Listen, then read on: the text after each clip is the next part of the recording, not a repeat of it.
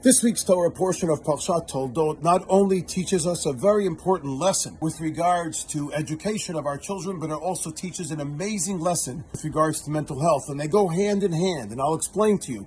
We know that there are two brothers, twins, Yaakov and Esav, both with completely different characters. And the Rashar Hirsch of Shamshon Raphael Hirsch goes through a very long discourse in which he explains how Yitzchak Avinu, Isaac our forefather, actually destroyed chinuch, the education of Esav. And Esav eventually evolved into what we classically call a rasha, a wicked person. Why? Reason why is because Yitzchak tried to take an Esav who was hyperactive, who was an athlete, who was an outdoorsman. He took him and tried to place him in a cloistered existence of a yeshiva, to sit down and learn and study and become an academic. But that wasn't in Esav's nature. Couldn't do it because that's not who he was. Says Rav Hirsch, you cannot take someone's natural habitat, someone's natural genes and genetic makeup, his personality, and stifle them. You have to let them thrive and live and develop according to who they are, according to what their personality is, and accentuate that and let them develop as such so that they feel good about themselves,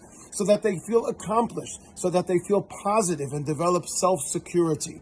This was stifled with regards to Esav, and therefore he eventually rebelled. It's the same thing with mental health. When someone is struggling with mental health, find what works for them.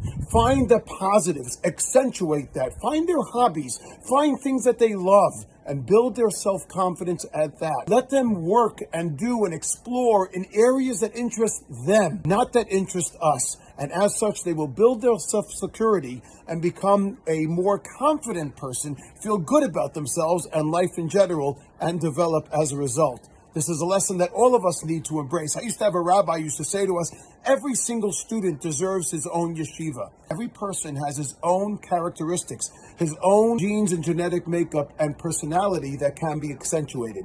We need to embrace this lesson and hopefully develop people around us as such, including ourselves. Shabbat shalom.